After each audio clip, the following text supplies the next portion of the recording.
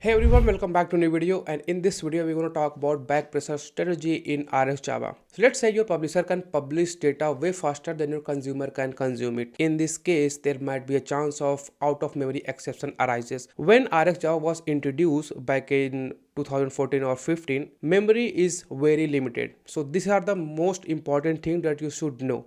But right now we have a 8 GB or sometimes 12 GB RAM of mobile devices. This might not happen, but still you have to know the basics. So let's see how we can handle this situation, backpressure strategy. So for that we have a main function, and in this main function we have an observable. Type of this thing is int. We have an emitter in it, and I want to create a loop. Start from 1 and goes up to 100,000 times. Emitter on next, just emit the values one by one, and when we are done with the loop we'll use our emitter and use on complete. Just below to it I'm having my observable. Simply subscribe on this observable because our consumer can consume data slowly. So just use here thread.sleep and produce delay of 100 millisecond and print the values.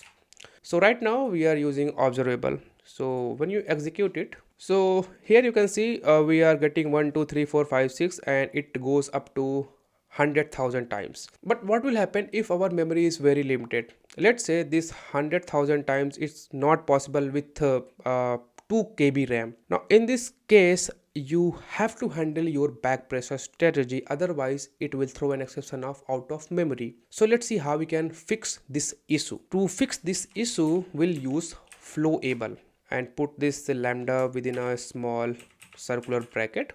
Now the second parameter of our flowable.create function will have a backpressure strategy, and just type backpressure and you will get all of the different types of handling the back pressure.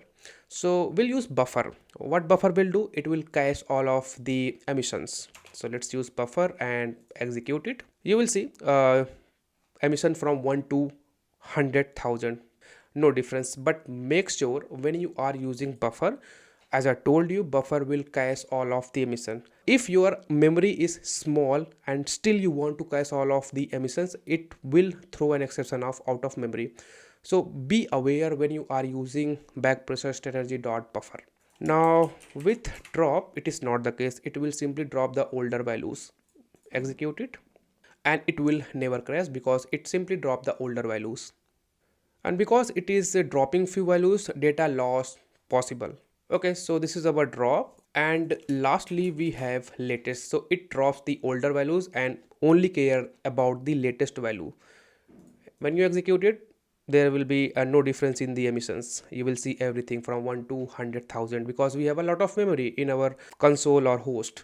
Okay, so we have 3 main types of backpressure handling strategy in RxJava, and we saw each of them: drop, latest and buffer. And also I have told you the differences between them and what are the use cases. Depending on the use case you can use any of your backpressure strategy in your application. So observable is usually used with a normal UI events, but flowable is used when your publisher emission speed is unpredictable.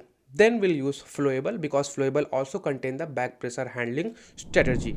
So this is what we have in this video.